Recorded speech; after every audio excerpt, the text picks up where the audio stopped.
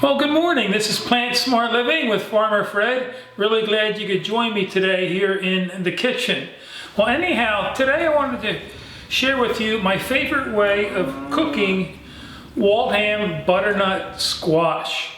So thanks for joining me today.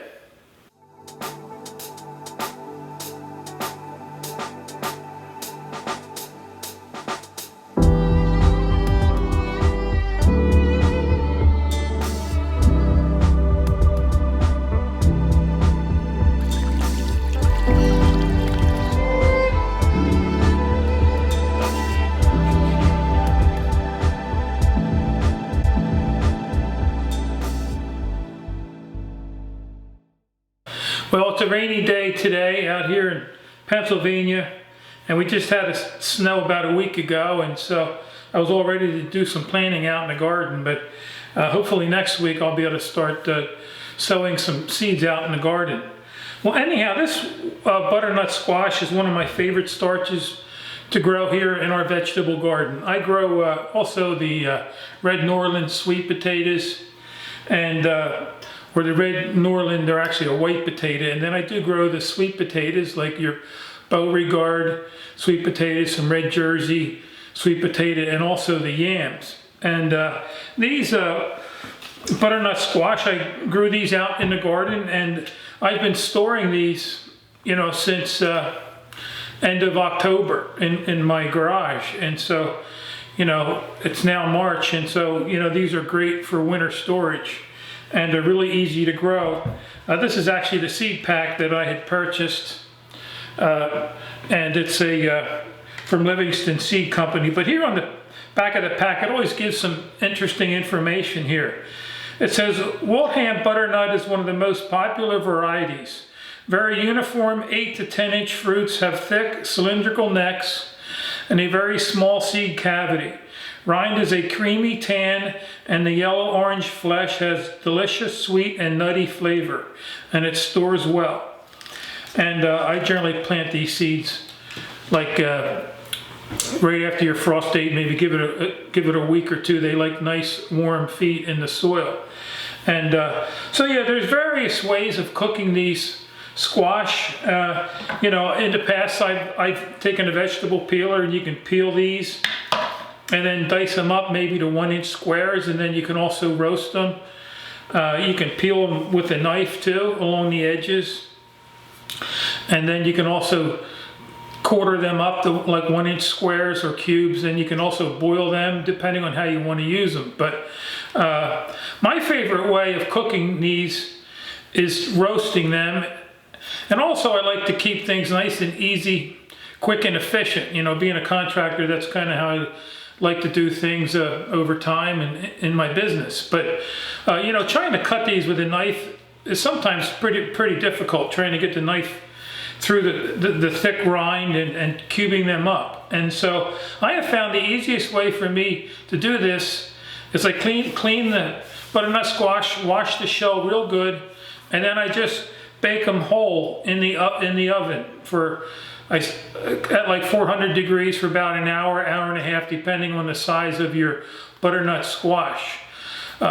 One reason I like doing that too is that it kind of caramelizes the butternut squash. It brings out the sugars in them, and it's really nice, sweet tasting. And generally when these are done baking, they're nice and brown on the outside. And then once they're done, I just take my knife and I just slice right across them like little donuts, and then you can use them in your meal or in your soup. But I just like heating them up and then in a microwave or something, and then just having them like little donuts. Even my dog Bailey loves these butternut squash. But yeah, that's a good healthy carbohydrate full of vitamin A, vitamin C, potassium, and so on. And so you want to wash these real good. I also have a baking pan here, and then I'm going to use parchment paper to keep clean up nice and easy.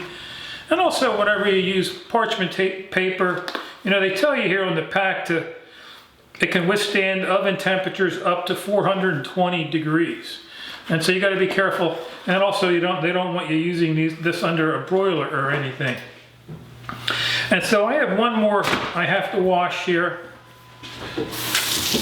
You want to scrub the skins real good.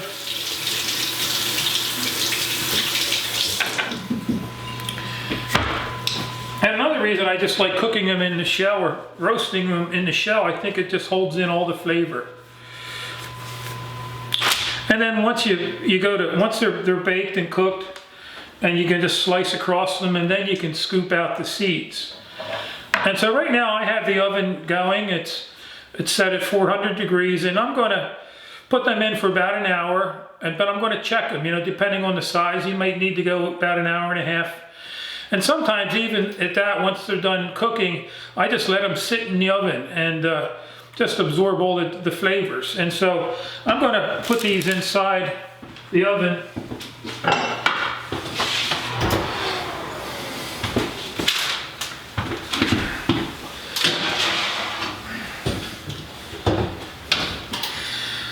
I also like generally when my wife and I cook our meals, you know, my wife and I are both plant-based, and you know, we've both have experienced amazing results in our health.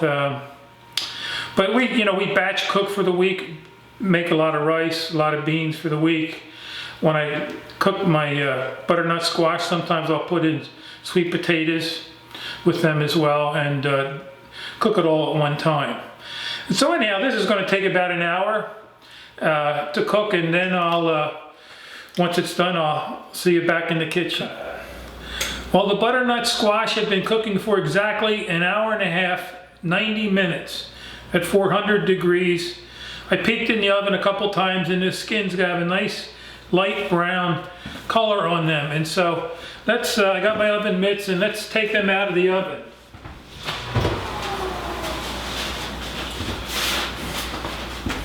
And I'm going to let them sit for about 5 minutes too.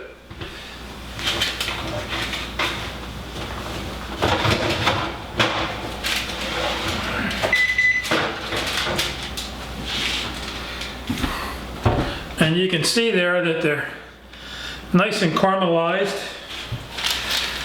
Let me close the oven door here.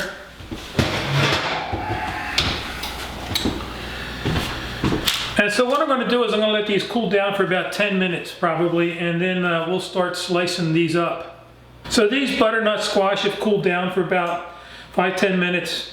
And let's take a closer look and see how nice and caramelized these look, and nice and juicy. You can see the juices coming out of these.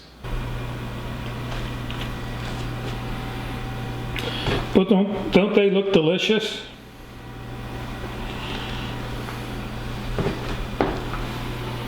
And so these butternut squash have become one of my favorite starches to eat. So anyhow, let me grab the knife and we'll start slicing these up. So just grab yourself a nice sharp knife. This is a nice long thin knife, so there won't be much resistance as you cut through the skin. And I'm just going to start cutting right through these. And they go through here just like melted butter. Let me grab a fork out of the drawer here, because these are still a little hot.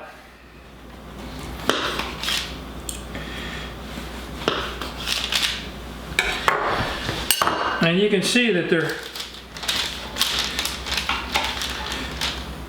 coming out to be nice, little nice round circles. And they're a nice size and shape just to eat this way.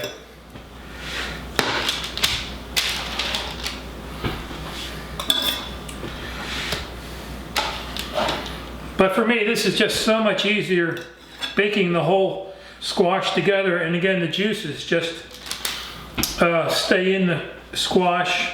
And then you have the end one here. We can just take a spoon and just scoop out the seeds.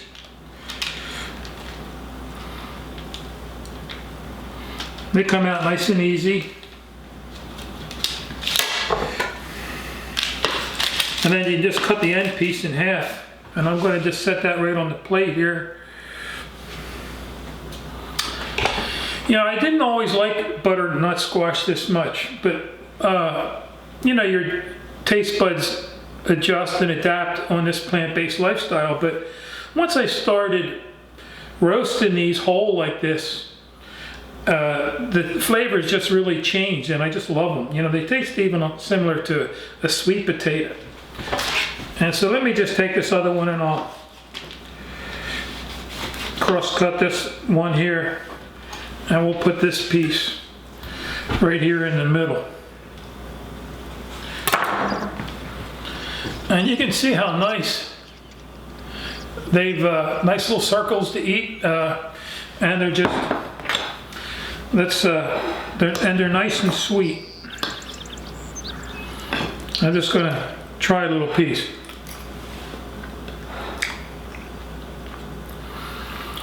It really just changes the flavor when you roast them like this.